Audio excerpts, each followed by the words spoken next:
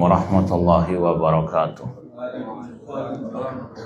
Innal hamdalillah nahmaduhu wa nasta'inuhu wa nastaghfiruh wa na'udzu billahi min syururi anfusina wa min sayyiati a'malina.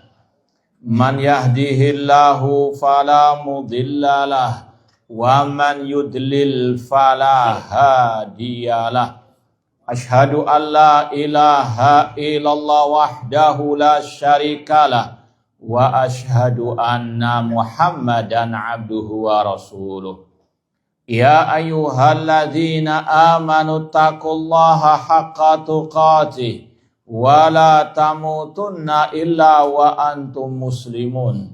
Ya ayyuhan nasu taqu rabbakumul ladzi khalaqakum min nafsin wahidah wa khalaqa minha zawjaha wa batha minhuma rijalan katsiran wa nisaa'a wattaqullaha alladzi tasaaluna bihi wal arham innallaha kana 'alaikum raqibah.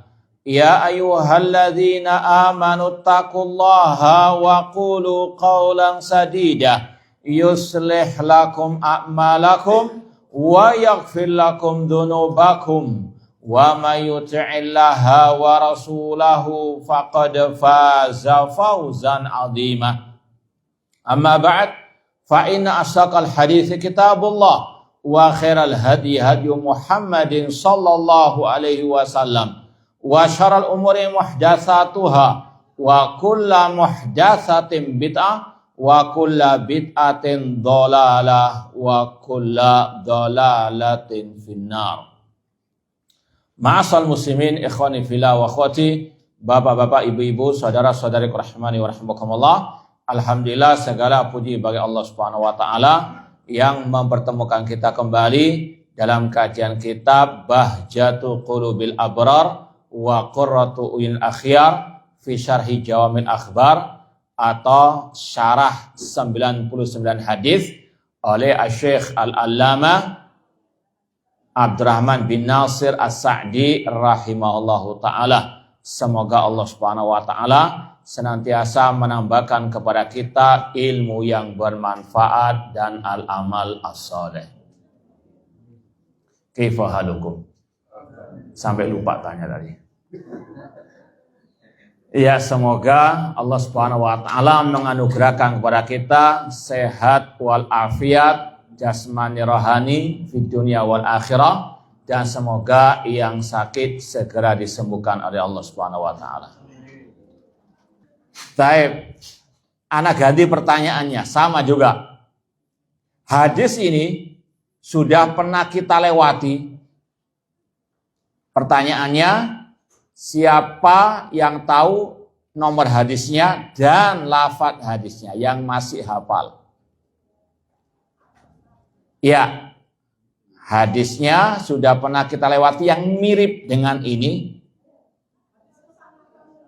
Ya, jangan rebutan dulu. Yang pegang mic dulu yang jawab. Silakan, Ibu. Tapi hafal hadisnya, redaksinya, bukan nomornya tok. Nomor hadisnya berapa dan lafadz hadisnya. Ini sekedar murojaah karena mau khataman. Oh, bukan Bu. Iya, tafadhal. Iya, tapi yang kita maksud 3 perangai yang mirip. Itu kan cuma innamal a'malu binniyat. Nasihat mana, enggak ada kan? Ya, ada hadis yang istilahnya menyebut 3 perangai ini. 3-tiganya.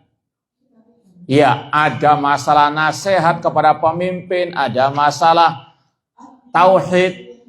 Tidak, bukan Bu, salah. Makanya saya mau sebutkan dulu nomornya, karena dengan nomor kita tahu salah atau tidaknya. Baru sebutkan redaksi hadisnya. Taib ikhwan. Bukan, coba sudah ya, ikhwan dulu. Nah, silakan. Hadis keberapa dulu? Hah? Salah. Hah? Taib lapas. Lafadznya benar coba.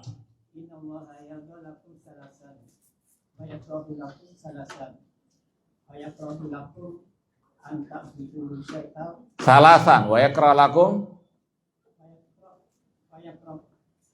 Innallaha yarda lakum salasan wa yakrah lakum salasan. Wah?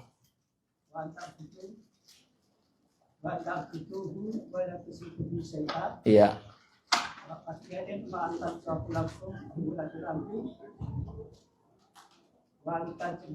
Lah, itu ngarang itu. Iya.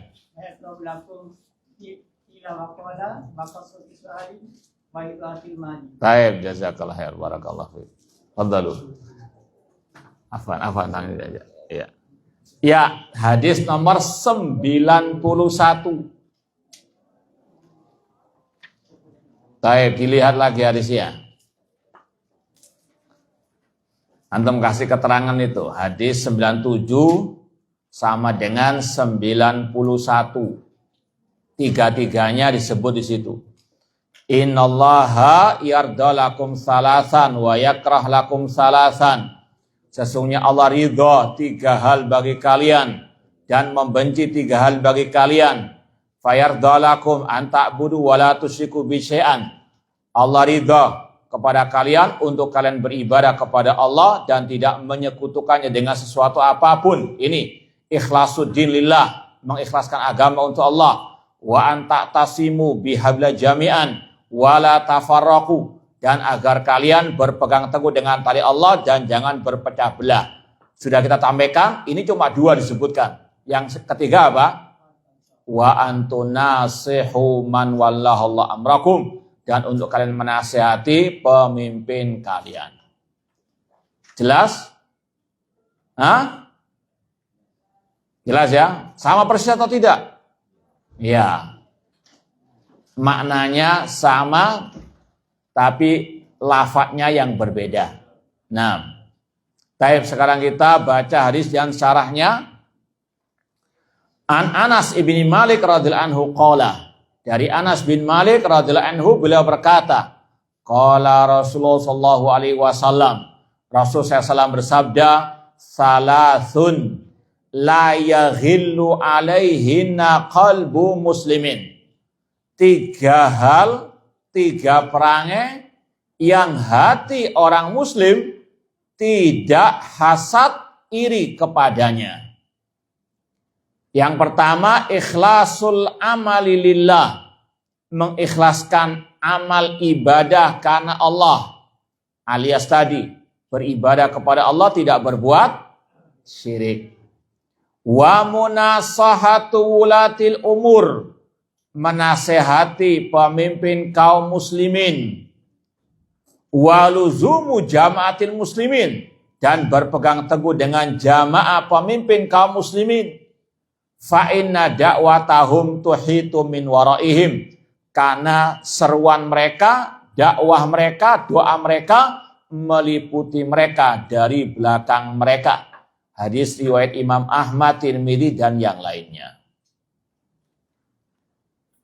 Karena sudah dibahas pada hadis 91, makanya Syekh Abdurrahman As-Sa'di di sini hanya singkat penjelasannya.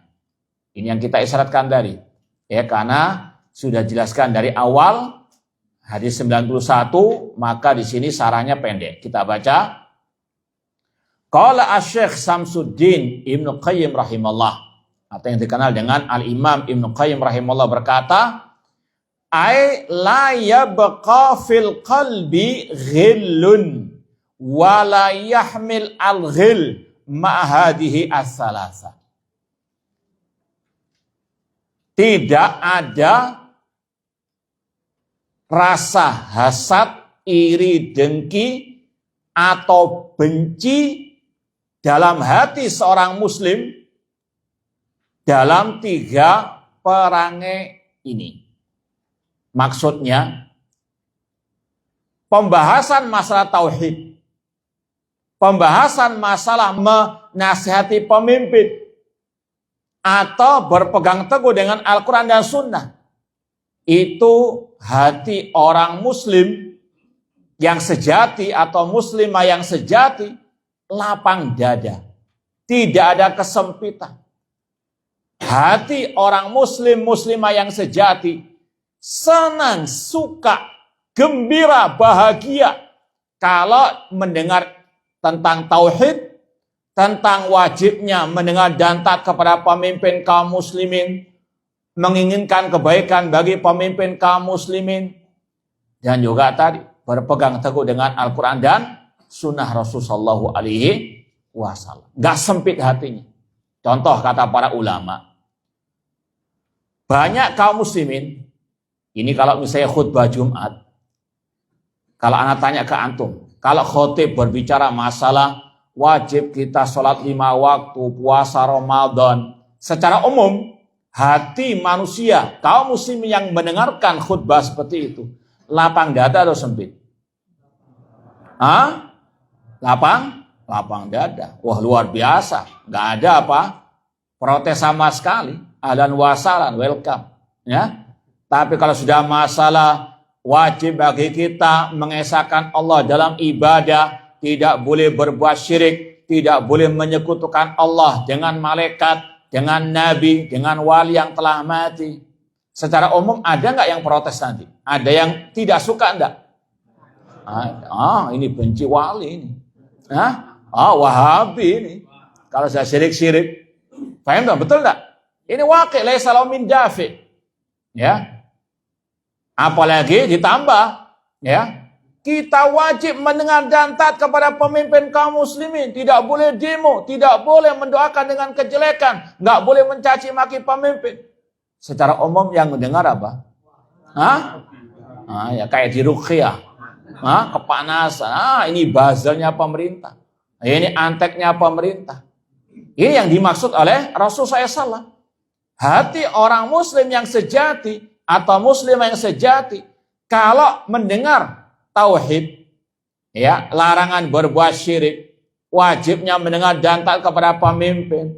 Kalau diseru untuk mengikuti Al-Quran dan Sunnah, tentunya dengan pemahaman salaf, hatinya lapang dada, senang dia. Kajian-kajian tauhid, kajian masalah akidah salaf, itu kalau hatinya bersih, kalau hatinya nggak ada kedengkian, kalau hatinya selamat dari kotoran, pasti senang. Ini kata Rasulullah SAW. Sebaliknya yang nggak senang, pasti dalam hatinya ada apa? Kotoran. Hatinya error, ya, hatinya konslet atau ada penyakit dalam hatinya. Rasulnya mengatakan demikian.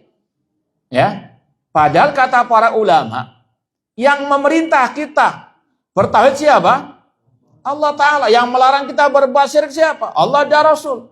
Sebagaimana Allah dan Rasul yang memerintahkan kita sholat 5 waktu. Sama, yang memerintahkan bertauhid, Allah melarang dari syirik, Allah dan Rasulnya. Kenapa kok dibedakan?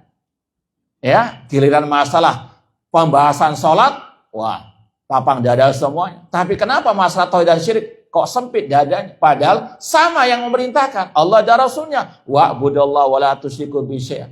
Yang memerintahkan sholat siapa? Allah dan Rasulnya. Yang memerintahkan taat kepada pemimpin siapa? Allah dan Rasul. Ya ayyuhalladzina amanu ati Allah wa ati Rasul walil amri usikum bittaqwallahi azza wa jalla wa sami wa ta'ah. Ini sekali lagi di antara apa? Keajaiban dunia. Di antara hal yang aneh, bingelaneh dari sebagian kaum muslimin.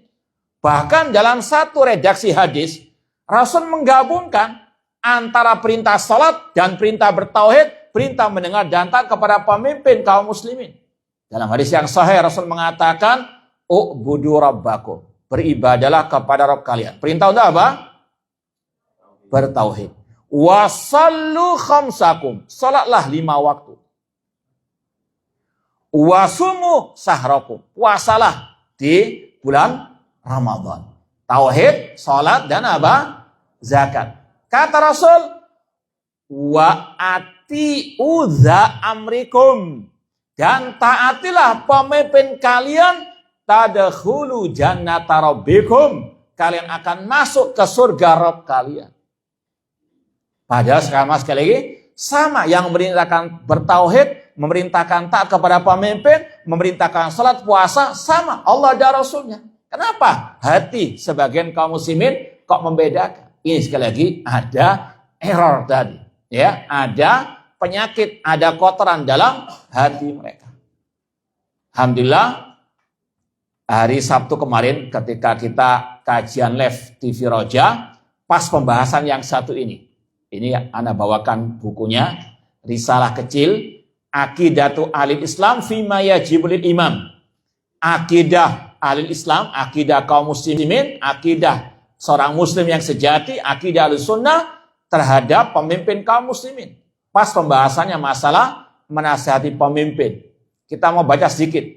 Ya, kata Syekh Abdul Salam Barjas rahimahullah taala, ya, penulisnya Syekh Abdul Salam Barjas rahimahullah.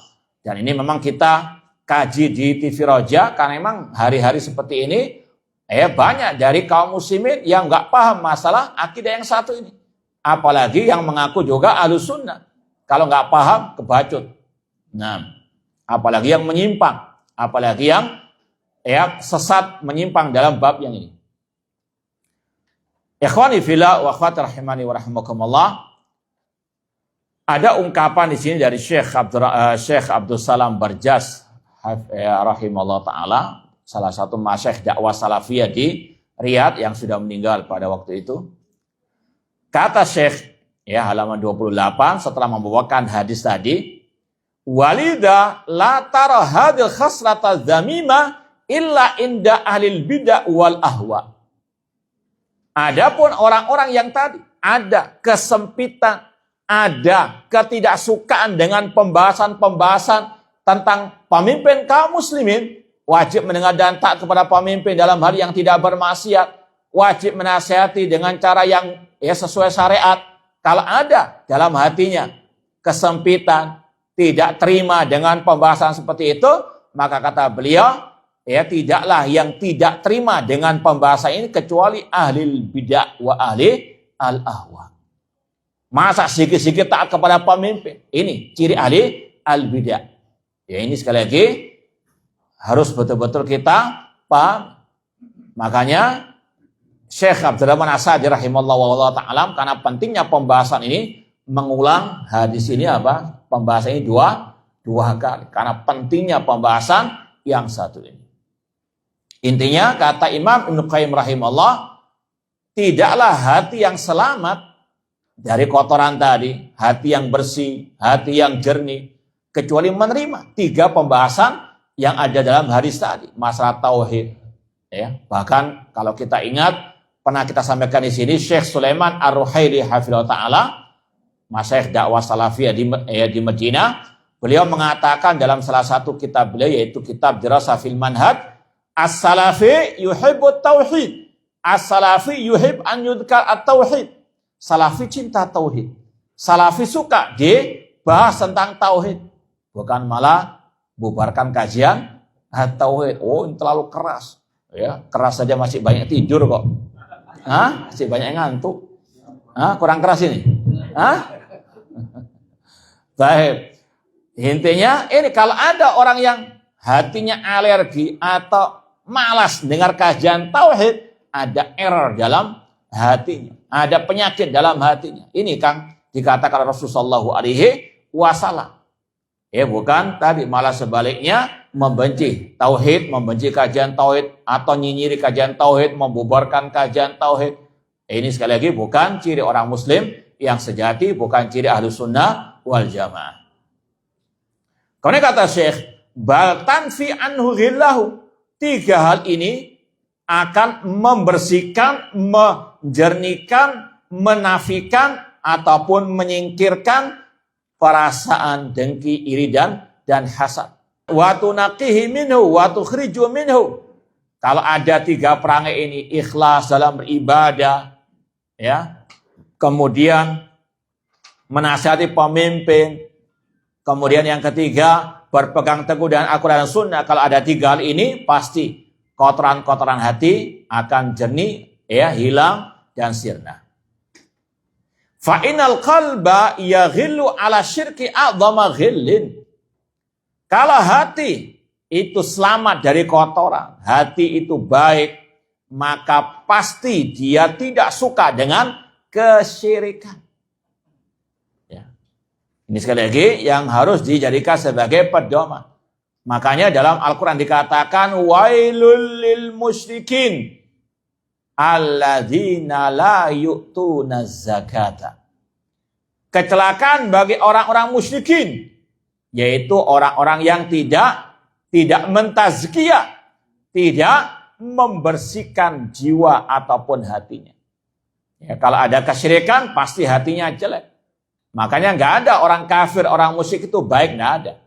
Ya, karena apa? Allah mengatakan tadi, mereka adalah orang-orang yang kotor hatinya. Kalau mereka bersih hatinya, pasti tidak akan berbuat syirik. Ya. Pasti kalau orang itu bersih hatinya, benci kepada kesyirikan. Bukan malah apa? Menokohkan atau menjunjung tinggi ahlu syirik ataupun tokoh-tokoh dai-dai kesyirikan. Atau bermesraan dengan tokoh-tokoh ya tadi dai-dai yang menyeru kepada kesyirikan. Kalau ada seorang siapapun, profesor, doktor misalnya, yang mengaku misalnya ustaz salafi, dai salafi, kalau masih istilahnya rangkulan, bermesraan, sakinah mawaddah warahmah dengan ahli syirik, maka hatinya pasti ada kotoran. Ya, pasti tidak baik hatinya. Meskipun kelihatannya akhlaknya baik, dakwanya masalah akhlak, lemah lembut, tapi kalau dia tadi bermesraan harmonis dengan alil bidah, sakinah mawaddah dengan alil bidah ataupun dengan ahli syirik, maka yakini hatinya tidak baik, manhajnya tidak baik, akidahnya tidak baik. Karena hati yang baik tadi akan memerangi kesyirikan, akan membenci kesyirikan dan pelaku kesyirikan. Ya, bukan malah memuliakan, menghormatinya. Wa kadzalika yaghilu 'alal ghisyi wa 'ala khuruji an jama'atil muslimin bil bid'ati wad dhalal. Demikian pula hati yang baik, hati yang bersih itu pasti akan benci kepada orang-orang yang mencaci maki pemimpin atau yang memberontak kepada pemimpin kaum muslimin atau orang-orang yang sesat terutama dalam bab yang satu. Ini sekali lagi yang harus betul-betul kita pahami. Islam bukan hanya masalah birrul walidain, bukan masalah bersedekah, puasa, sholat, zakat. Namun Islam juga menegaskan pembahasan yang tiga ini. At-tauhid dan syirik, ya. Kemudian menengadah kepada pemimpin kaum muslimin. Demikian pula masalah kewajiban berpegang teguh dengan Al-Quran dan As-Sunnah. Tentunya dengan pemahaman para as-salafus soleh. Ciri hati yang selamat, yang sehat, itu kalau berpegang dengan tiga perangai ini. Maka sebaliknya, yang tidak berpegang teguh dengan tiga perangai ini, maka dia di atas kesesatan penyimpangan. Fahadis salah satu tamla'uhu ghillan wa daghalan. Ya, tiga perangai yang disebut tadi, yang merupakan lawan tiga hal tadi, masalah kesyirikan, memberontak kepada pemimpin kaum muslimin, menyimpang dari Al-Quran dan Sunnah, maka kalau ada tiga perang ini dalam diri manusia, maka hatinya luar biasa kotornya. Ya, sudah syirik, memberontak, ya, kemudian apa? Menyimpang dari Al-Quran dan As-Sunnah. Ini luar biasa kotor dan ruwetnya hati orang tersebut. Meskipun penampilannya kayak Ahlus Sunnah, tapi kalau dia jatuh ke dalam tiga kesesatan ini, luar biasa kotor hatinya.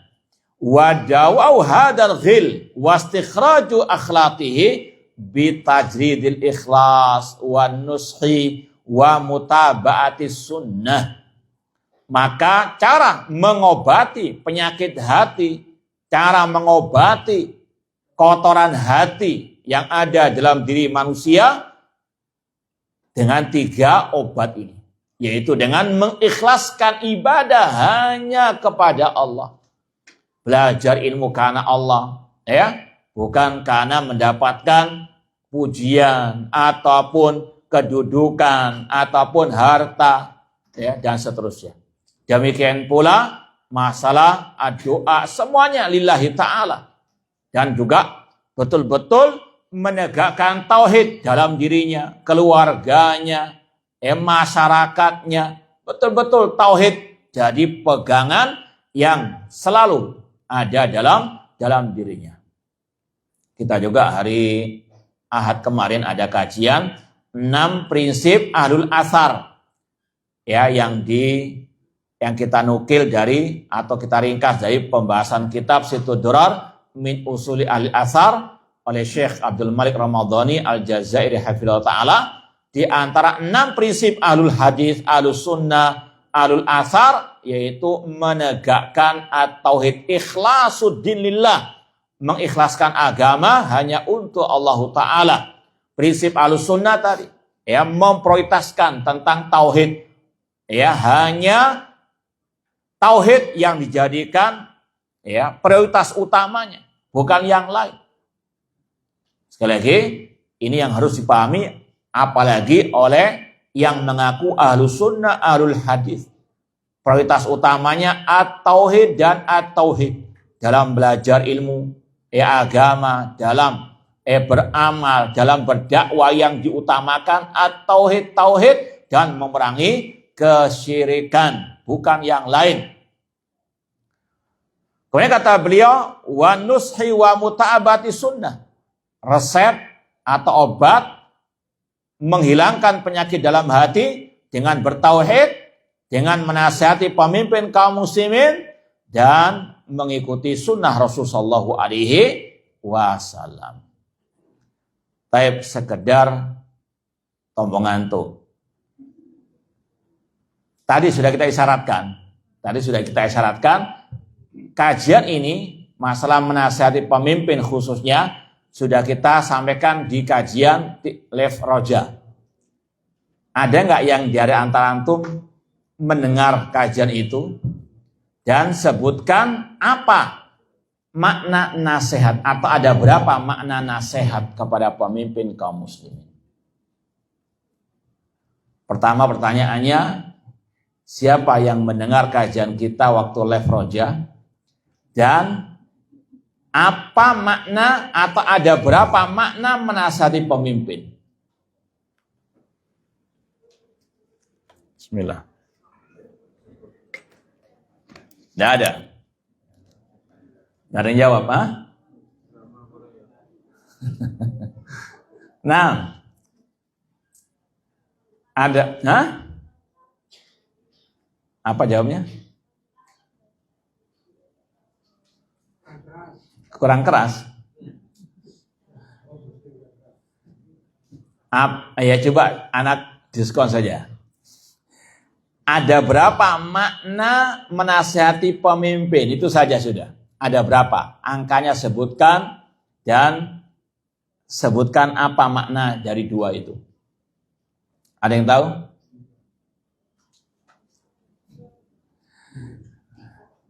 Hah? Baik.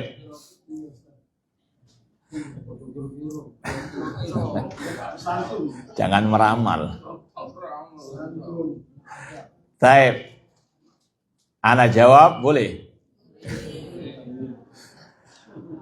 Kata Syekh Abdul Malik Ramadhani Al-Jazairi hafizahullah ta'ala, dalam kitab beliau Tariqatus Salaf fi Nushi Salatin wa Dawi Syaraf, bahwa menasihati pemimpin atau kata-kata menasihati pemimpin dalam hadis tadi, dan juga dalam hadis ad-dinun nasiha, agama adalah nasihat, atau yang semisal dengannya, kata-kata menasihati pemimpin ada dua makna.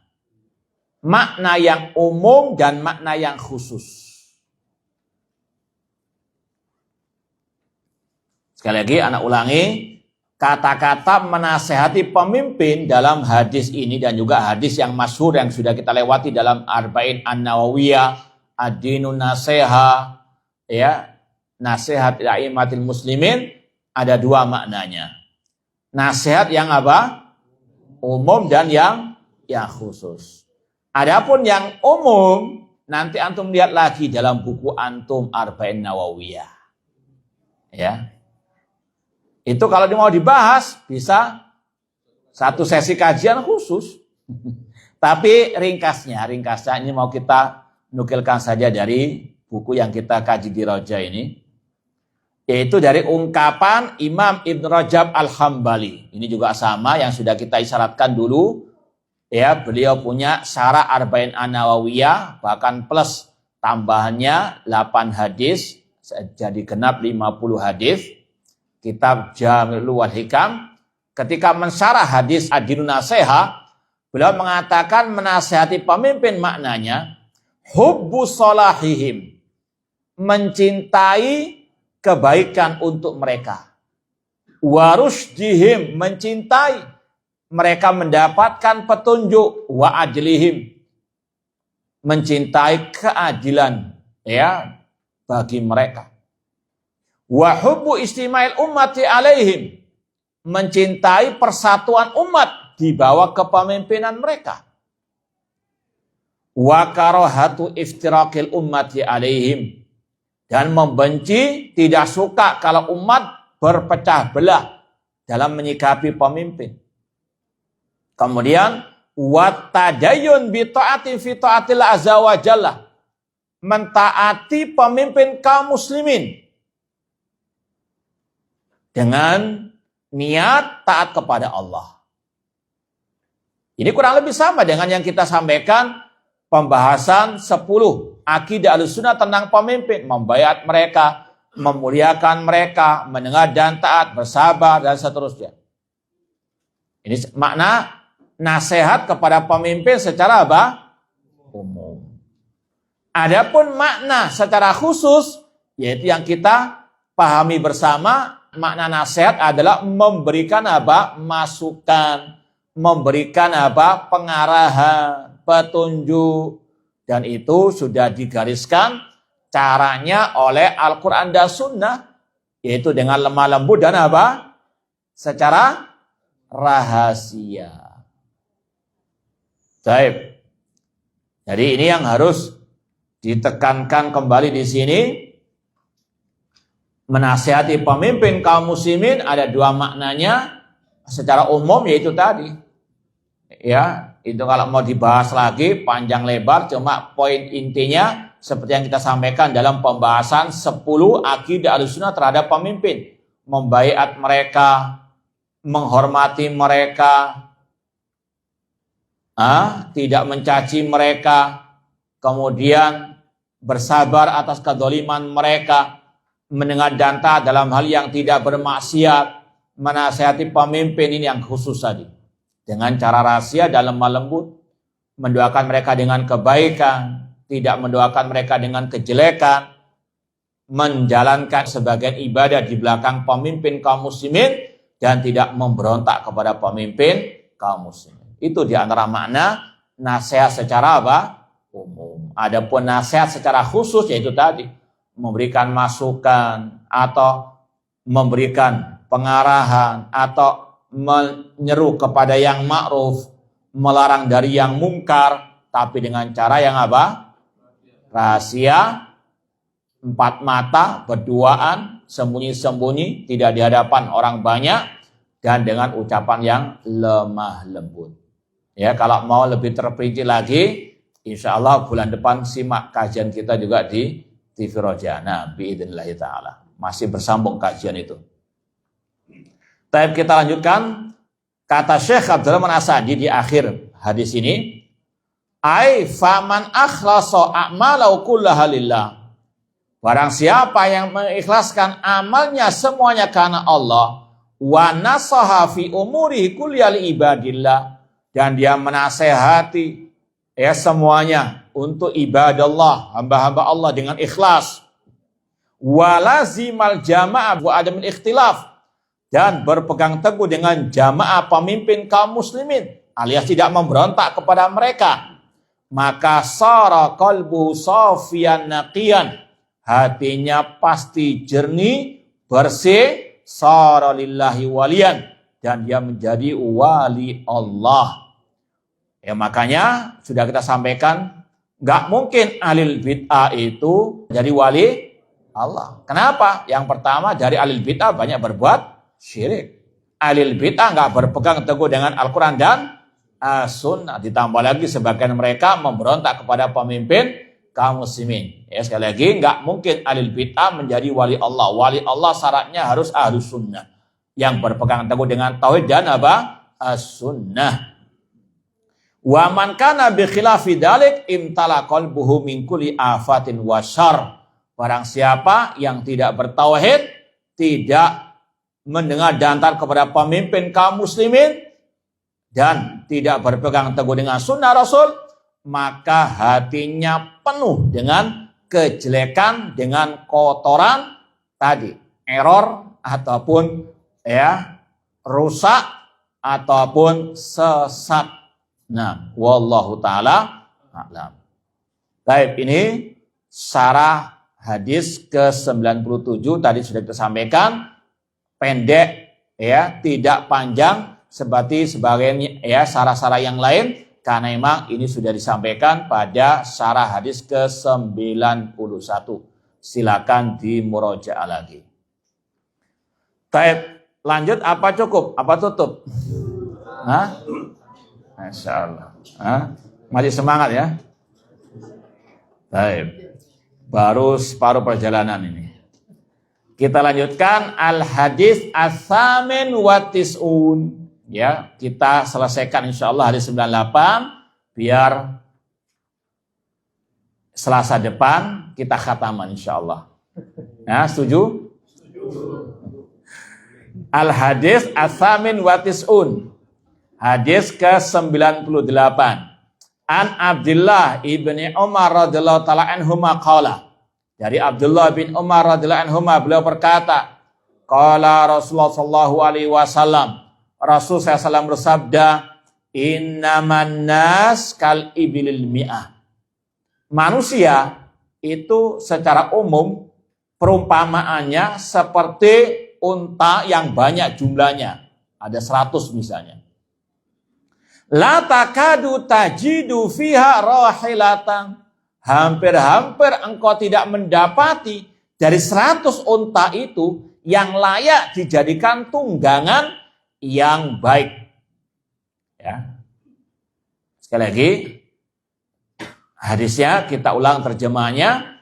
Dari Abdullah bin Umar radhiyallahu anhuma, beliau berkata, Rasulullah SAW bersabda, sesungguhnya manusia itu perumpamaannya seperti unta yang jumlahnya ada 100 atau banyak lah. Hampir-hampir engkau tidak mendapati dari 100 itu yang layak dijadikan sebagai tunggangan yang baik. Bisa ditunggangi, cuma kadang ngambek. Kadang apa? Ya nggak kuat dan seterusnya. Ini muttafaqun alaih. Makna secara umum ya. Kuantitasnya banyak tapi kualitas. Nah, inilah yang ada di tengah-tengah kaum muslimin sekarang. Seperti yang disabdakan Rasulullah SAW. Dalam hadis riwayat Tirmidzi, Rasul mengatakan, yushiku antada alaikumul umam kama tadal akratu ala qas'atiha. Hampir-hampir semua umat-umat kafir memerangi kalian. Mereka bersengkongkol untuk menyerang kaum muslimin. Seperti Syiah Rafidhah sekarang dan Yahudi, kong kali kong istilahnya. Ya. Hampir-hampir kalian dikeroyok oleh orang-orang kafir. Seperti orang yang kelaparan mengerumuni hidangan makanan. Kata para sahabat, amin killatin nahnu yauma idin ya Rasulullah. Apakah kami minoritas, sedikit jumlah kami ya Rasulullah? Kata Rasulullah, tidak. Bal antum yauma idin katsir. Bahkan kalian jumlahnya banyak. Walakinnakum ghutsa ka ghutsa'is sel. Namun kalian yang jumlahnya banyak seperti buih yang diombang-ambingkan oleh air bah. Inilah Islam. Ya. Bukan menjadikan kuantitas sebagai barometer kebenaran ataupun sebagai hal yang perlu untuk dijadikan sebagai tolak ukur akan pujian dan seterusnya. Apalah artinya kuantitas tanpa apa? Kualitas. Ya, makanya ini juga sebagai prinsip bagi kita. dalam mencari ustadz, ya, dalam mencari kajian. Jangan hanya mencari yang kuantitasnya banyak, tapi isinya kualitasnya apa? Nol atau bahkan minus. Ya, followernya banyak, pengikutnya banyak. Ya, kita katakan wa in tuti aktsara man fil ardi yudilluka an sabilillah. Allah mengatakan jika engkau mengikuti kebanyakan manusia, mereka akan menyesatkanmu dari jalan Allah. Dalam Islam yang penting kualitas. Makanya kita juga membahas pada kajian hari Ahad kemarin 6 prinsip ahlul athar, yaitu at-thariq wahid, jalan kebenaran cuma satu. Ya, seperti dalam hadis perpecahan umat, yang sesat berapa? 72. Yang masuk neraka berapa? Yang selamat berapa? Mana yang paling banyak? Yang sesat apa yang benar? Nah, maka sekali lagi jangan jadikan kuantitas sebagai ukuran segala-galanya. Ya, dan ini juga berlaku untuk semuanya. Dalam masalah tadi mencari ilmu agama, ustadz itu bukan diukur benar atau tidaknya dari apa? Followernya yang banyak, ya, dari yang apa? Pengikutnya yang banyak, muridnya yang banyak, santri yang banyak, tidak, tapi diukur dari kualitasnya. Tadi berkaitan dengan masalah tadi al-ikhlas, ikhlasuddillah. Apakah ustadz itu berpegang teguh dengan tauhid, dengan dakwah tauhid ataukah tidak? Ukur dengan barometer Rasulullah SAW tadi. Ya, ukur dengan tadi. Apakah ustadz itu mencaci maki pemimpin ataukah tidak? Ataukah dia menasihati pemimpin dengan cara yang baik ataukah tidak? Ukur dengan itu. Ya, meskipun followernya miliaran, tapi kalau ya kajiannya mencaci maki pemimpin, mengkritik pemimpin di hadapan umum, maka itu rusak ya akidah manhajnya, rusak hatinya. Ya, dan kita wajib menjauh dari yang rusak tersebut. Demikian pula masalah ittiba'u as-sunnah. Ini ukuran dalam hadis Islam. Kata Rasul, manusia seperti tadi perumpamaannya. Ya, unta ada 100 misalnya, yang layak dijadikan tunggangan hanya sebagian saja. Contoh juga dalam bab yang tadi kita bahas. Antum ya misalnya kumpulkan nama 100, apakah dakwanya hanya sekedar sakinah mawaddah warahmah? Ya, apakah hanya sekedar fikih muamalah? Apakah hanya sekedar akhlak? Nggak ada pembahasan tauhid, akidah, salaf. Bagaimana sikapnya terhadap ahlus syirik? Nah, kemudian juga pembahasan masalah pemimpin kaum muslimin. Apakah dia ya kajiannya juga membahas masalah akidah salaf tentang pemimpin ataukah tidak? Coba antum ya seleksi dari 100 itu. Mana yang muncul? 99 atau 1? Nah, ini secara umum demikian. Ini yang dikatakan oleh Rasulullah SAW. Yang berkualitas sedikit, kuantitas memang apa? Banyak. Maka jangan terlalu bangga dulu dengan apa? Kuantitas. Pondok ini santrinya luar biasa banyaknya. Tapi ya kualitasnya apa? Naik. Sebagaimana tadi kan. Rusak seperti buih yang diombang-ambingkan oleh Arbah. Kalau nggak salah pernah kita sampaikan di sini juga. Syekh Al-Albani rahimahullah. Ya, yang kita tahu bagaimana kiprah beliau dalam dakwah salafiyah, ulama besar di abad ini, ulama hadis, panutan dakwah salafiyah atau salafiyin. Pernah beliau didatangi oleh aktivis harokah, ya, kalau kita sebut seperti politikus ya Islamilah, ya. Dia punya jutaan pengikut di Aljazair sana. Datang ke Syekh Albani untuk cari pembenaran. Ya, Syekh Albani termasuk yang paling teliti dalam pembahasan kelompok-kelompok sesat ataupun aktivis-aktivis harokah, kelompok-kelompok pergerakan yang sesat menyesatkan ini. Syekh Albani mendengar ya seorang tokoh politikus Islami ini punya banyak pengikut. Beliau cuma tanya satu. Enggak tanya apa hukum riba, enggak. Apakah ya pengikutmu itu berakhlak mulia ataukah tidak? Yang beliau tanya satu, pembahasan tentang akidah salaf, tentang tauhid asma wa sifat. Kata Syekh Albani, apakah pengikutmu yang jumlahnya jutaan itu paham atau dia tahu tentang di mana Allah? Ya. Kata Syekh Abdul Ramadhani yang menukil ya kisah ini dalam bukunya tadi Situ Durar, jawabannya ya AIU artinya muter-muter, atau jawabannya terakhir jawaban sebagaimana politikus, ya. Poli apa? Ya itu bulat ya, dikejar sana, melok sini dan seterusnya. Akhirnya dia menjawab dengan jawaban narjudzalik. Ya, saya berharap demikian wahai Syekh. Ya, kata Syekh, tinggalkan jawaban diplomasi, jawab yang tegas, iya atau tidak, hitam atau putih, itu saja juga. Ya, artinya apa? Syekh Albani rahimahullah menjadikan tolak ukur kebaikan kelompok dakwah itu dari kualitas, bukan dari apa? Kuantitas. Dari mana kualitas itu? Dari pembahasan akidah. Paham belum? Ya, sekali lagi ini yang dicontohkan oleh para masyayikh ataupun ulama dakwah salafi ahlussunnah wal jamaah. Kualitas yang paling utama dan ukuran kualitas diantaranya masalah apa? Atau sebagaimana Rasul mengajarkan kepada kita. Syekh Albani rahimahullah bertanya tentang hal itu mengikuti Rasul SAW ketika mau memerdekakan budak. Rasul bertanya tentang apa? Aina Allah, dalam Sahih Muslim, di mana Allah? Sang budak menjawab fis sama. Ini jawaban ya Ahlus Sunnah wal Jamaah. Ini kualitas seseorang diantaranya dilihat daripada akidahnya. Ya, ini sekali lagi yang harus betul-betul ditanamkan. Ikhwani fillah wa akhwati rahimani wa rahimakumullah, kita bahas sekarang syarah hadis 98. Hadal hadis mustamilun ala khabarin sadiqin wa irsyadin nafi'in. Hadis ini ada dua sisinya.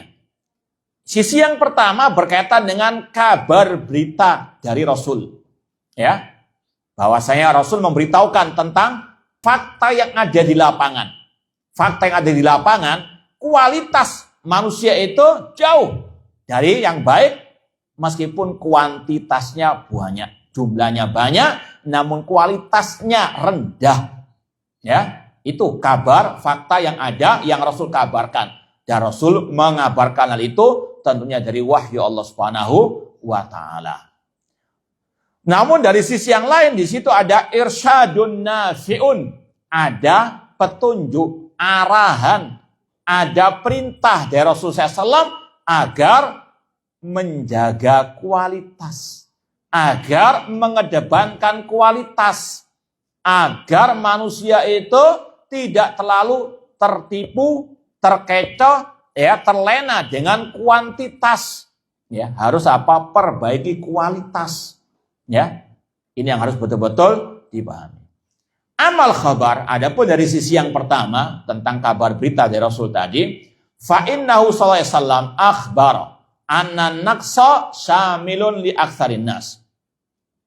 Rasul mengabarkan bahwasanya namanya kekurangan itu mencakup kebanyakan manusia. Wa annal kamil au muqaribal kamal fihim qalil. Adapun yang sempurna atau yang mendekati sempurna itu sedikit sekali. Ya, kalau mungkin dalam penilaian kayak di kelas misalnya, itu kalau yang nilainya di bawah 5 banyak, tapi yang nilainya ya 9, 8 ini sangat sedikit. Ya, kualitas ini sangat sedikit dari kaum muslimin. Kal ibilil mi'ah. Kita lanjutkan lagi. Sekali lagi, kabar berita dari Rasul. Kuantitas ini yang banyak, tapi yang berkualitas sedikit. Kal ibilil mi'ah. Ya, sebisal unta yang berjumlah 100. Tastaksiruha. Fa'idha arata minha rahilatan taslil hamali warukubi wadzahab wal iyab lam takat tajidha. Tapi ketika Anda ya ingin untuk mengambil dari 100 unta itu sebagai tunggangan yang layak, ya apalagi zaman dahulu kala safar mungkin berbulan-bulan pakai unta, ini harus apa? Cari yang berkualitas. Bukan sekedar asal unta saja, enggak semua unta apa bisa dijadikan tunggangan yang layak. Ya. Lam takat tajidha, hampir-hampir engkau enggak mendapat yang berkualitas dari 100 unta tersebut. Wa hakadan nas katsir. Demikian pula manusia atau ya lebih khususnya kaum muslimin, banyak jumlahnya, mayoritas. Ya. Fa idza arata an tantakhib minhum man yasluh lit ta'lim awil fatwa, awil imama, awil wilayatil kibar awis sighar awlil wadhaif al muhimma lam takat tajid man yakum bitil kal wadhifa qiyaman salihah. Ya, contoh sekali lagi, di antara kaum muslim yang jumlahnya banyak, apabila engkau ingin mencari dari mereka siapa yang layak menjadi pengajar, terutama ilmu agama, yang berfatwa, atau sebagai pemimpin yang memang ya ideal, ya, atau jabatan-jabatan yang memang penting, ya. Sekali lagi, kalau yang ideal sangat amat jarang ditemui. Banyak, ya seperti tadi. Dalam masalah dakwah misalnya, banyak dai. Tapi kalau mau dihitung, du'atun ala abwabi jahannam yang lebih banyak. Dai-dai yang menyuruh ke neraka jahannam yang lebih banyak. Ini sekali lagi tadi. Ada fakta dan juga ada arahan dari Rasulullah SAW. Wahada huwal waqi, kata Syekh Abdul Rahman Sa'di, ini fakta yang ada di lapangan. Kuantitas luar biasa banyaknya, tapi kualitas sedikit. Dan kalau kita mau istilahnya bandingkan, dan ini yang sudah sering kita sampaikan, dulu ya dakwah salafiyah awal kemunculannya yang kita tahu sekitar tahun 90-an ya di Surabaya, mungkin kajian sunnah yang kita pernah rasakan dulu hanya 2 titik saja. Itu pun jarang. 1 bulan mungkin 2 kali kajian. Tabligh akbar mungkin setahun 2 kali. Ya, itu tahun 90-an. Jarang kita mendengar kajian-kajian sunnah, dakwah salafiyah. Tahun berapa? Ya, tapi isinya berkualitas. Tabligh akbar, pembahasannya metode Ahlussunnah wal Jamaah. Akidah Imam Abu Hatim Ar-Razi dan Imam Abi Hatim Ar-Razi oleh Syekh Yazid bin Abdul Qadir Jawas rahimahullahu ta'ala. Itu yang paling viral dulu. Ya, mereka luar biasa menanamkan dakwah akidah, dakwah ya at-tauhid, khutbah Jumat. Misalnya Syekh Yazid bin Abdul Qadir Jawas bantah Syiah Rafidhah. Ada enggak antum dengarkan? Pernah? Ana tanya kepada antum yang sudah umur 60 tahun misalnya. Pernah enggak khutbah Jumat mendengar khotib Jumatan itu membahas tentang kesesatan Syiah Rafidhah? Ada? Hah? Satu tok dibandingkan apa? Iya. Padahal sekarang ini luar biasa Syiah Rafidhah bergentayangan. Ya, kita baca di berita medsos sekarang ini, berapa saat yang lalu mereka ngadakan kayak pawai di Jakarta sana. Sudah apa? Berani unjuk gigi mereka. Qatalahumullah. Semoga Allah binasakan Syiah Rafidhah di mana saja mereka berada. Ya, ini intinya sekali lagi tadi. Kualitas ini dipertanyakan sekarang. Dulu yang istilahnya kajian yang viral, yang ya digandrungi, yang fenomenal istilahnya, itu kajian-kajian akidah manhaj. Tapi sekarang sudah apa? Luntur. Memang kuantitas, wah sedikit sekali itu dibandingkan sekarang. Ya, kajian tadi sebulan mungkin bisa dihitung dengan jari. Ya, tapi kualitas luar biasa. Kental dengan ciri khas Ahlussunnah, pembahasan akidah wal manhaj tanpa mengesampaikan yang lain. Ya, tapi yang ada sekarang coba ya kita jujur saja, yang paling viral kajian masalah akidah Ahlussunnah tentang pemimpin, syirik tauhid, atau masalah ya sakinah mawaddah warahmah, masalah rumah tangga, masalah riba. Ya, kita nggak menafikan itu penting, tapi sekali lagi ada yang lebih penting. Bahkan itu yang merupakan ciri khas dakwah Ahlussunnah. Sekali lagi, kuantitas sekarang luar biasa, tapi kualitas menurun jauh. Ini sekali lagi kalau kita mau ya jujur, mau menimbang semuanya dengan manhaj Ahlussunnah wal Jamaah. Bahkan kajian masalah akidah wal manhaj justru malah tadi ya dibubarkan, ya yang mendukung Iran malah didukung dan seterusnya. Na'udzubillah min dzalik. Baik. Ikhwani fillah wa akhwat rahimani wa rahimakumullah. Hada huwal waqi', ini fakta yang ada di lapangan. Fa innal insan dalumun jahul. Ini sebab utamanya karena secara umum manusia itu sifatnya dzalum, sangat zalim. Di antaranya tadi, kajian akidah manhaj dikatakan terlalu keras, ya. Tapi kalau yang tadi dukung Syiah, Rafidhah, dukung Iran dan sebagainya, malah apa? Dipuja dan naudzubillahi min dzalik. Ini yang sekali lagi dzalum. Manusia secara umum illa marahimallah, mereka zalim. Yang hak dikatakan batil, yang batil dikatakan hak. Yang mengikuti akidah manhaj salaf tadi dikatakan radikal, terlalu keras, yang menyimpang dari akidah salaf manhaj salaf malah didukung, disupport dan seterusnya. Ini makanya sekali lagi kualitas sangat luar biasa menurun.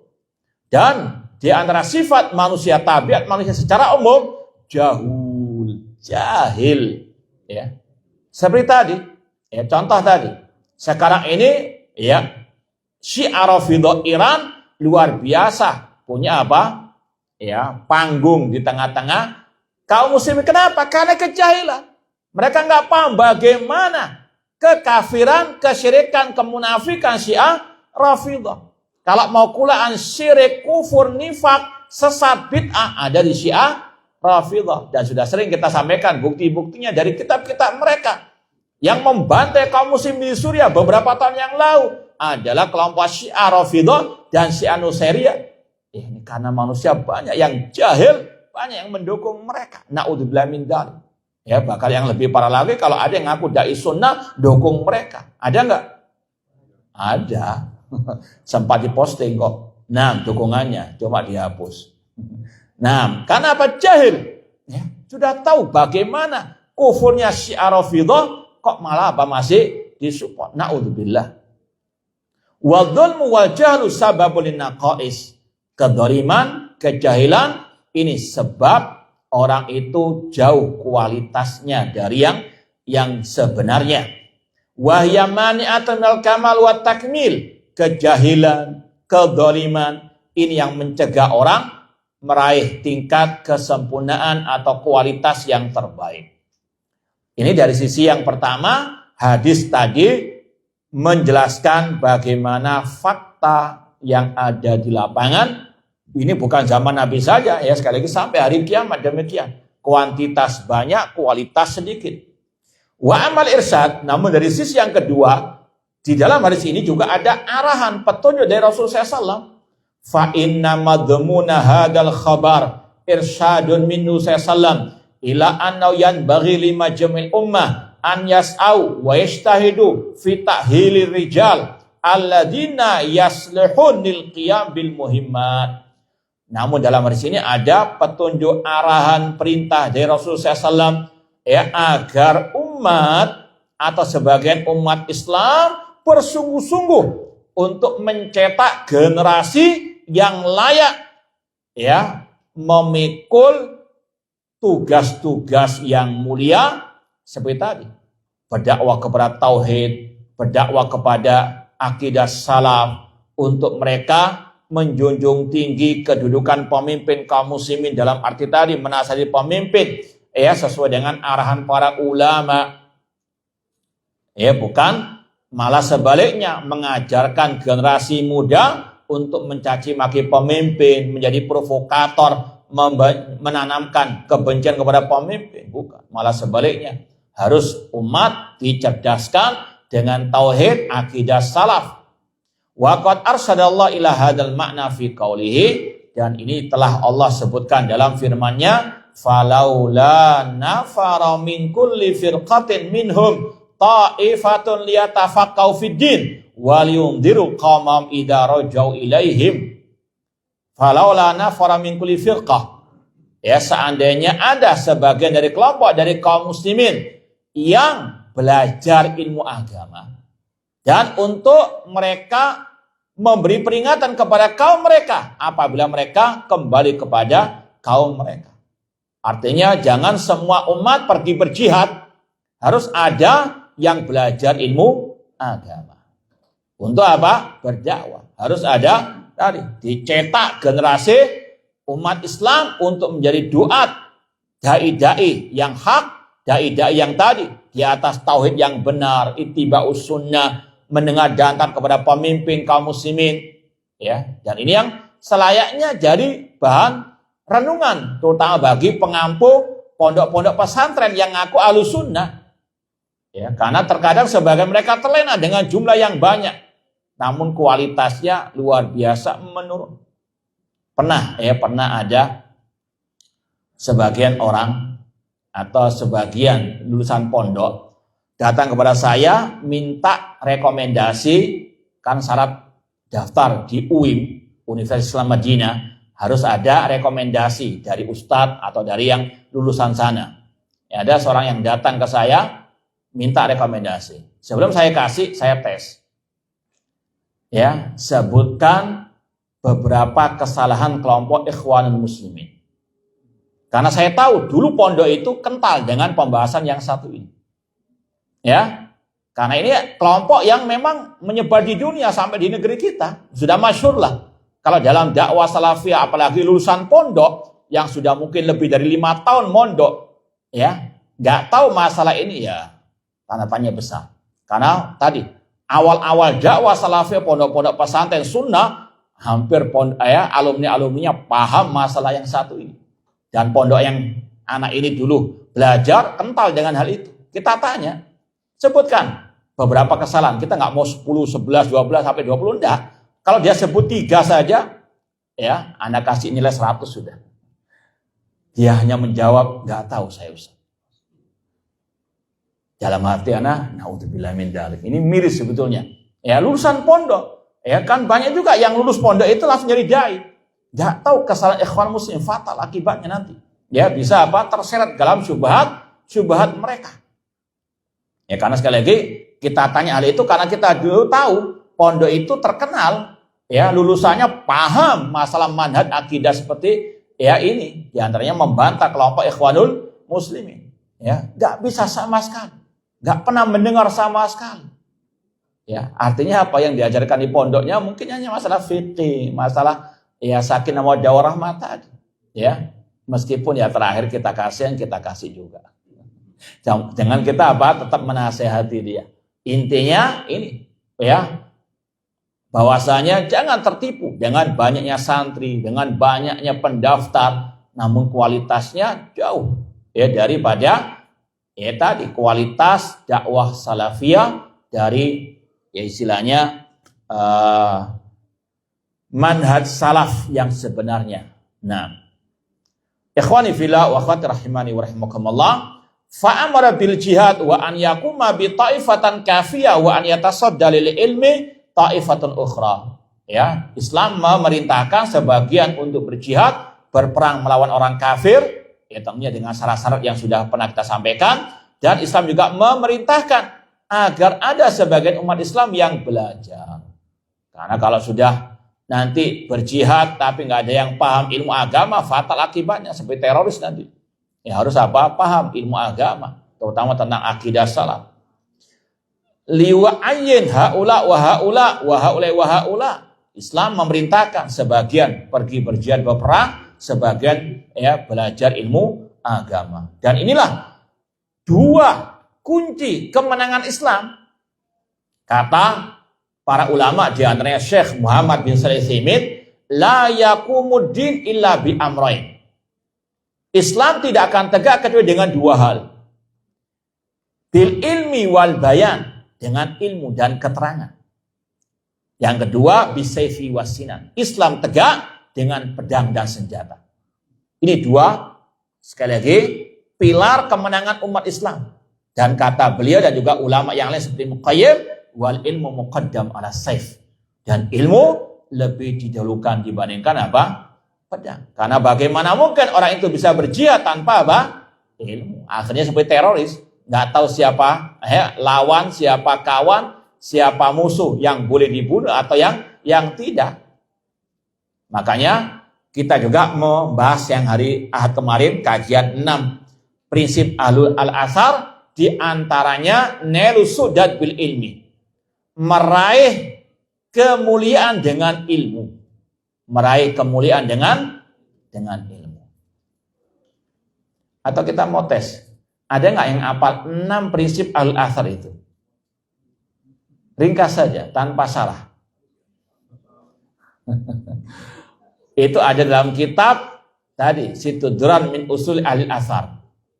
Ada yang tahu? Boleh coba gratis. Iya, 6 pokoknya ya, silahkan. Nyontek atau enggak ini? Murojaah maksudnya membaca atau jawab yang tegas, jangan diplomasi. Hah? Iya, tanpa melihat, tanpa mencontek. Nah, silakan. Nah, enggak apa-apa, enggak apa-apa. Enggak ada itu. Dalam kata-kata 6 prinsip tadi enggak ada.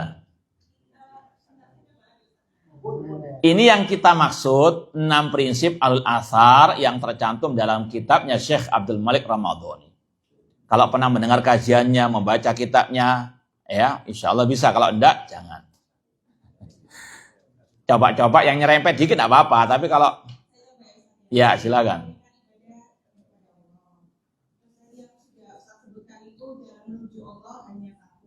Ya.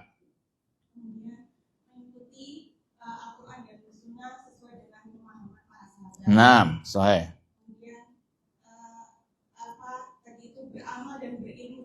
Keempat, ya. Yang kelima.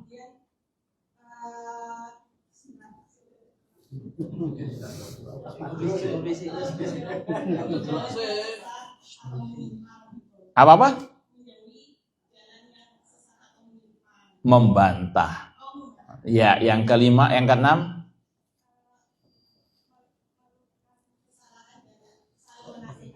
Taib atas via wa tarbiyah ahsanti jazakillah khair. Ya sebenarnya nilainya cuma 8, cuma nggak apa-apa dapat. Taib. Yang ikhwan. Yang hafal tapi nilainya harus 100. Seperti yang kita sudah barusan sebutkan tadi. 6 prinsip ahlul athar. Tinggal mengulang, masa nggak bisa? Hah? Tapi nilai harus 100. Nah, nggak ada yang berani. Ini termasuk kemunduran ini. Iya, kita minta 6 prinsip al-athar. Sudah kita sebut tadi, masa nggak bisa? Nah, nggak ada yang mau nyoba?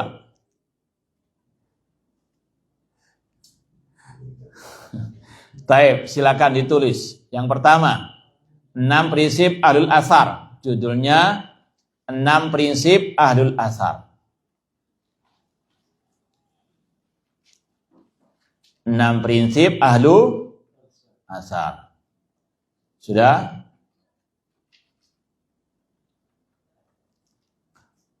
Enam prinsip ahlul athar atau ahlus sunnah. Yang pertama, mengikhlaskan agama untuk Allah. Mengikhlaskan agama untuk Allah. Atau kasih dalam kurung at-tauhid. Tauhid. Atau memprioritaskan tauhid juga boleh. Mengikhlaskan agama untuk Allah dalam kurung memprioritaskan tauhid atau tauhid sudah. Yang kedua, jalan kebenaran hanya satu. Jalan kebenaran hanya satu. At-thariq wahidun. Jalan kebenaran hanya satu. Yang ketiga, mengikuti Al-Quran dan Sunnah, mengikuti Al-Quran dan Sunnah dengan pemahaman salafus soleh. Mengikuti Al-Quran dan Sunnah dengan pemahaman para salafus soleh. Sudah? Ana ulang dari awal. Mengikhlaskan agama untuk Allah dalam kurung atau alias tauhid atau memprioritaskan tauhid. Yang kedua, kebenaran hanya satu atau jalan kebenaran hanya satu. Yang ketiga, mengikuti Al-Quran dan Sunnah dengan pemahaman salafus saleh. Yang keempat, ini yang kita sampaikan barusan, menggapai kemuliaan atau kejayaan dengan ilmu agama. Nailu su'dad bil ilmi, menggapai kejayaan atau kemuliaan dengan ilmu agama. Nailu su'dad bil ilmi. Sudah? Yang kelima, membantah orang yang menyimpang atau orang yang sesat, membantah orang yang menyimpang merupakan bagian dari amar ma'ruf nahi mungkar.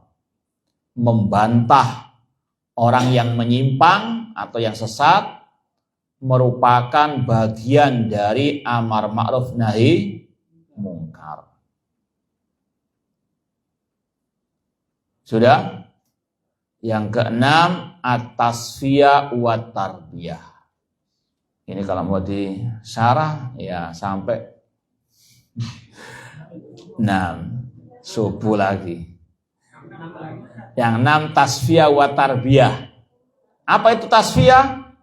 Memurnikan Islam dari kotoran yang menempel. Tasfiyah adalah memurnikan Islam dari kotoran yang menempel. Kotoran syirik, bid'ah, pemikiran yang sesat. Itu kasih keterangan. Membersihkan, memurnikan Islam dari kotoran yang menempel. Kotoran di situ maksudnya kotoran syirik, bid'ah, pemikiran sesat, dan yang semisalnya. Adapun tarbiyah, mendidik. Tasfiyah. Kalau bahasa Arabnya itu pakai sod, sofa, sofi, sofia, sofi dari kata-kata tasfiyah.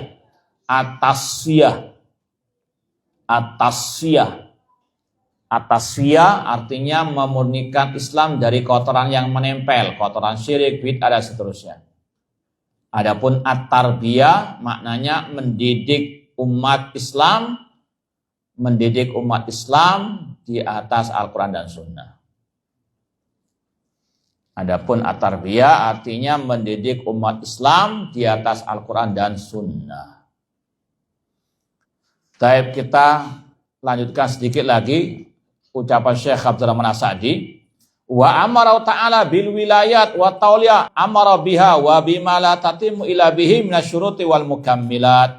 Allah tabaraka wa ta'ala juga memerintahkan untuk memilih dari pemimpin kaum muslimin yang terbaik sesuai dengan syarat-syaratnya dan penyempurnanya.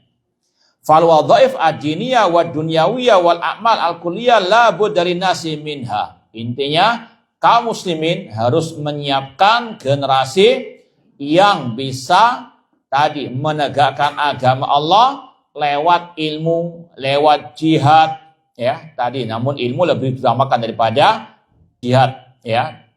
Ataupun menyiapkan generasi untuk bisa memakmurkan ya bumi ini dengan baik. Wala tatimu maslahatum ila biha wa hiya la tatimu ila bi an yatawalla al-akifa wal umana, dan jabatan-jabatan yang ada di tengah umat ya. Ini juga dalam urusan dunia dan urusan agama. Enggak semuanya harus jadi ulama, enggak semuanya harus jadi ustadz, harus ada yang jadi dokter, jadi insinyur dan seterusnya. Ya semuanya apa di bidang masing-masing, meskipun tetap di atas akidah yang sahihah. Wa dzalika yastad'i sa'ya fi tahsil hadil awsaf bihasabi istita'ah. Semuanya tergantung kemampuan. Qala ta'ala, Allah berfirman, fattaqullaha mastata'tum. Bertakwalah kepada Allah sesuai kemampuan. Wallahu ta'ala a'lam. Baik, ada yang mau ditanyakan berkaitan dengan 2 hadis tadi? Kalau ada silahkan, kalau enggak ada jangan dipaksakan. Ini ada pertanyaan dan sekaligus kelihatannya ini ada syubhat. Disebutkan taat kepada pemimpin kaum muslimin dengan kriteria disyaratkan persoalannya. apakah pemimpin muslimin bisa dikatakan sama dengan pemimpin negara dengan landasan bukan kitabullah, sehingga semua ketaatan pada pemimpin muslim ataupun berlaku pada pemimpin negara yang tidak berlandaskan pada kitabullah. Ini yang kita sampaikan tadi, ini syubhat, dan ini rata-rata syubhatnya kelompok haroka pergerakan bahkan teroris. Semoga bukan ada yang di sini. Nah, ini sudah kita sampaikan, makanya ya pembahasan ini harus ditekankan terus karena syubhatnya luar biasa. Ya. Sudah kita sampaikan, yang pertama, yang paling ideal memang pemimpin yang dipilih dari jalur yang syar'i. Itu yang pertama. Lewat jalur apa? Apa jalur syar'i dalam memilih pemimpin? Musyawarah para ulama, tokoh masyarakat, bukan semua orang milih. Yang kedua, pemimpin yang pertama memilih pemimpin yang berikutnya. Kemudian yang paling ideal tadi berhukum dengan hukum Allah, itu yang diwajibkan. Ya, tapi pertanyaannya sekarang, jika ada pemimpin, entah namanya raja, entah namanya presiden, entah namanya sultan, ya, seandainya nggak berhukum dengan hukum Allah, apakah tetap didengar dan ditaati? Hah? Iya, tetap. Mana dalilnya? Sabda Rasul dalam Sahih Bukhari Muslim. Ya, Rasul mengatakan, sayakunu ba'di umara yastannuna bighairi sunnati wa yahduna bighairi hadi. Akan muncul pemimpin-pemimpin setelahku nanti yang tidak mengikuti petunjukku, tidak berpegang teguh dengan ajaranku. Ajaran Rasul adalah hukum Allah, hukumnya Rasul sallallahu alaihi wasallam. Rasul mengatakan akan ada pemimpin yang enggak berhukum dengan hukum Allah dan Rasulnya. Kata Hudzaifah, fa kaifa asna in adraktu dzalika ya Rasulullah? Bagaimana kalau aku mendapati pemimpin yang seperti itu wahai Rasulullah? Kata Rasul, isma wa ati. Tetap engkau dengar dan apa? Taat. Selama dia masih muslim statusnya, tetap ya harus apa? Didengar dan ditaati selama perintahnya tidak bermaksiat kepada Allah. Adapun ada hadis dalam Sahih Muslim, lafadznya yaqudukum bi kitabillah. Pemimpin yang menggiring kalian dengan kitabullah. Maka dibahas oleh para ulama makna hadis itu yang memerintahkan kalian kepada hal yang tidak menyelisihi Al-Quran. Paham ya? Makanya Imam An-Nawawi dalam mensyarah hadis ini membuat bab ya, wajib mendengar kepada pemimpin dalam hal yang tidak bermaksiat. Paham ya? Hukumnya pemimpin tersebut secara umum gak sesuai dengan Al-Quran dan Sunnah. Secara umum. Tadi seperti yang disyaratkan tadi. Tapi ketika dia memerintahkan wajib ya ditaati selama tidak bermaksiat. Jadi ini di antara syubhat sampai detik ini. Dan kalau kita baca ya di sebagian medsos ya, ada tokoh-tokoh atau mungkin ya dai-dai ciliknya teroris. Ya, suka mengatakan tohut. Ya, pemerintah kita bukan ulil amri kita sekarang karena nggak berhukum dengan hukum Allah. Pakai hadis, ada pemimpin yang ya wajib didengar ditaati yang mengarahkan kalian kepada kitabullah. Padahal itu maknanya tadi. Kalau pemimpin menyuruh kepada maksiat, jangan ditaati.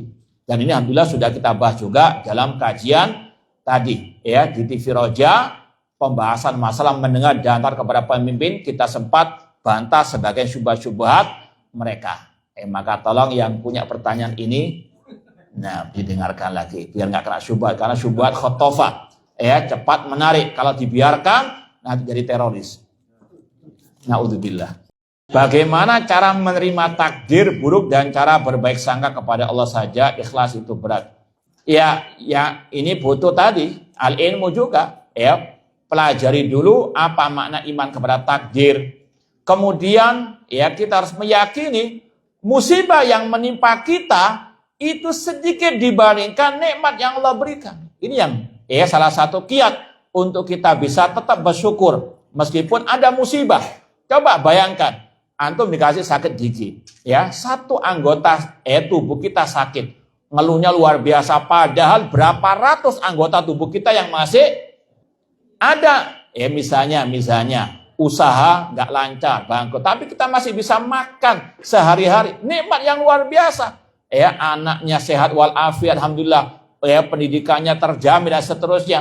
Masih banyak nikmat Allah. Kenapa kita harus terus ngomel, terus gerutu, ya? Sedangkan nikmat yang kita peroleh masih banyak dibandingkan musibah yang ada dalam diri kita. Kemudian kalau kita mau tambah lagi, di antara cara untuk bersabar dan tetap bersyukur, kita ingat bahwasanya di balik musibah pasti banyak hikmahnya, di antaranya untuk mengingatkan kita kepada kebaikan, untuk kita dihapuskan dosa-dosanya dan diangkat derajatnya oleh Allah Subhanahu wa taala. Wallahu taala alam. Ini yang mungkin bisa kita sampaikan, kurang lebihnya mohon maaf. Wa jazakumullahu khairan atas perhatiannya. Aku qouli hadza wa akhiru da'wana anil hamdulillahirabbil alamin. Wassalamualaikum warahmatullahi wabarakatuh.